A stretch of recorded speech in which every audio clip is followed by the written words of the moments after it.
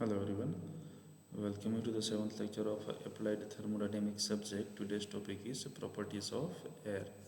So here is the first property of air, which is the degree of saturation, which is given by the symbol mu.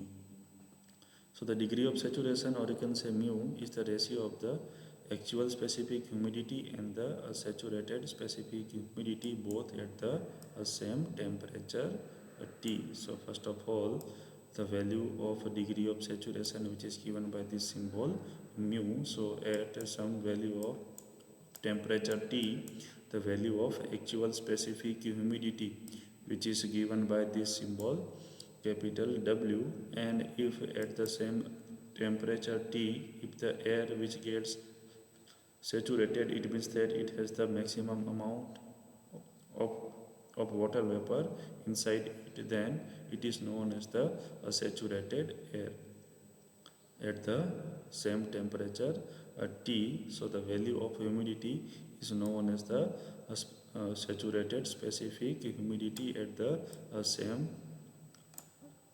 temperature T when the air gets saturated, or we can say the air having the maximum amount of water vapor. So now the value of this term, which is further given as 0.622 pW upon P minus PW, and this value of Ws, which is given as 0.622 PS upon P minus PS, where this term indicates the value of water vapor pressure, and also the value of this P, which is the atmospheric pressure, and here is the saturation air pressure, and here is the value of atmospheric pressure. So now if you want to solve this term further, then here is the similar term 0.622 and 0.622, which gets cancelled out. So all the remaining terms are Pw upon Ps into P minus Ps upon P minus Pw. So here is the equation of degree of saturation of mu. So here are the, if the value of phi, which is equal to Pw upon Ps, or you can say it is equal to 0, it means that the value of RH, or you can say the value of relative humidity phi, is equal to 0. It means that there will be no water vapor case. So here is the case in which there will be no water vapor which is inside the air.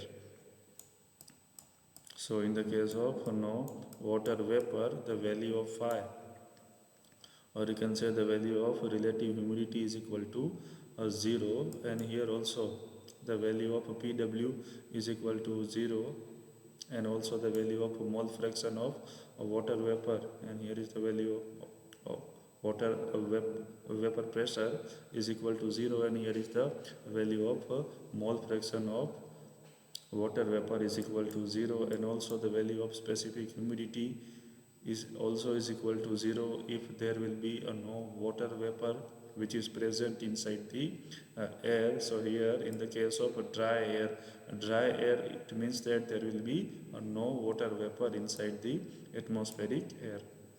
So the value of mu, or the value of degree of saturation, which is equal to 0 in the case of no water vapor inside the air.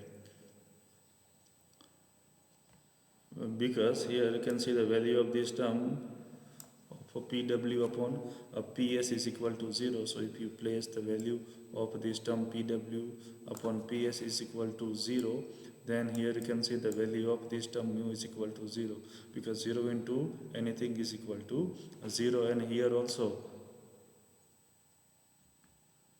So the value of mu is equal to 0, and if the value of phi is equal to 100%, it means that it has the maximum amount of water vapor which is present inside the air, so the air becomes saturated. So here you can see the value of Pw is equal to Ps, and value of W is equal to Ws, and for that case the value of degree of saturation mu, which is equal to 1.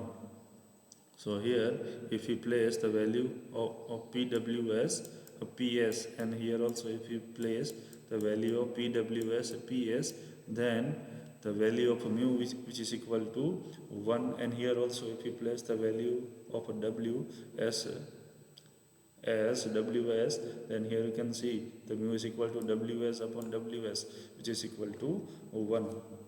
So for the saturated air, the value of mu is equal to 1. It means that the air which have the maximum amount of water vapor.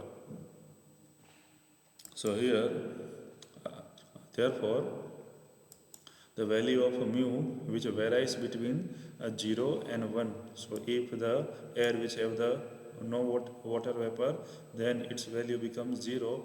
And if the air which gets saturated, or you can say the air having the maximum value of water vapor, then its value becomes 1. So here you can see the value of mu which varies between 0 and 1.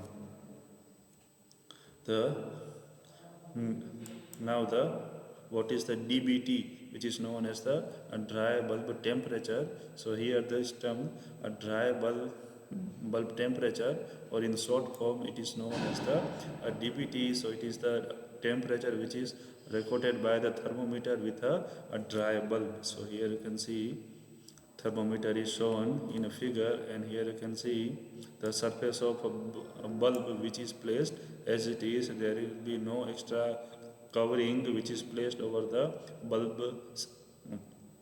bulb surface. So from the thermometer, whatever the amount of temperature which gets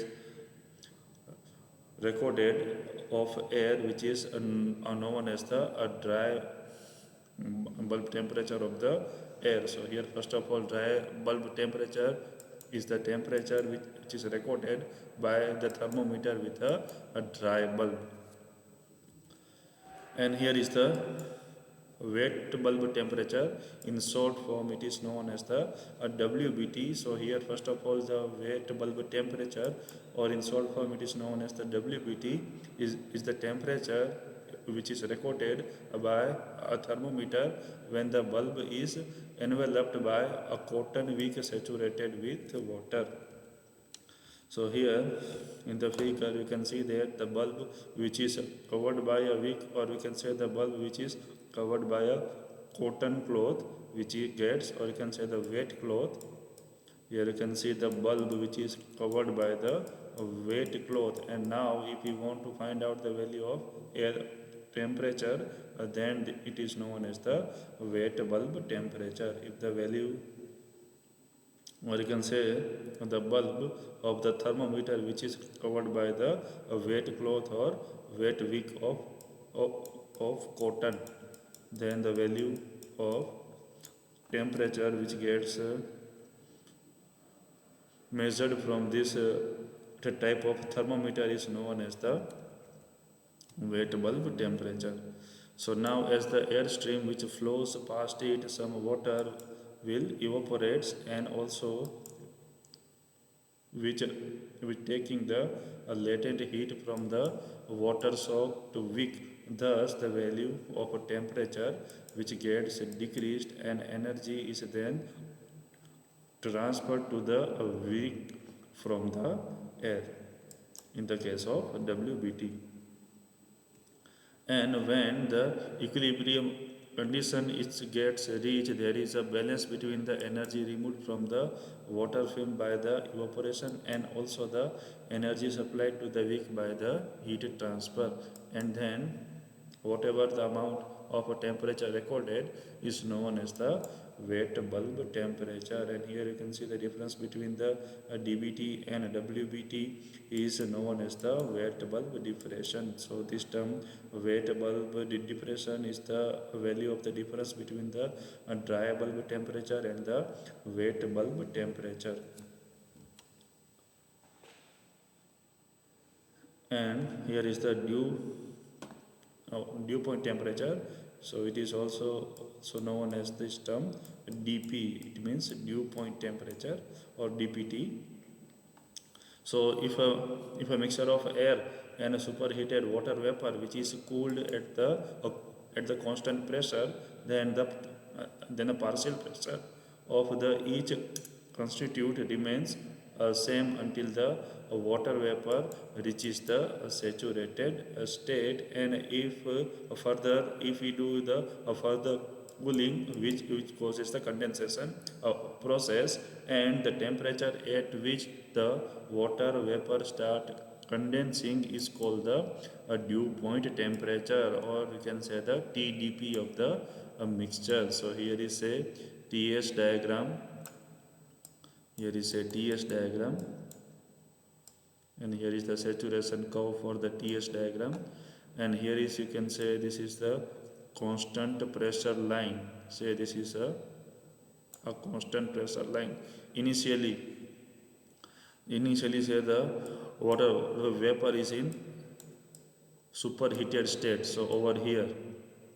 So if we further doing the cooling, then we can say the value of temperature which gets decreased, and once if this point which gets over the here or on the saturated vapor line, then it start that the temperature at which the water vapor start condensing at this point of the TS curve. So it is known as the dew point temperature, or TDP, because here the phase is superheated, or you can say gas, and here the phase is mixture of liquid plus gas.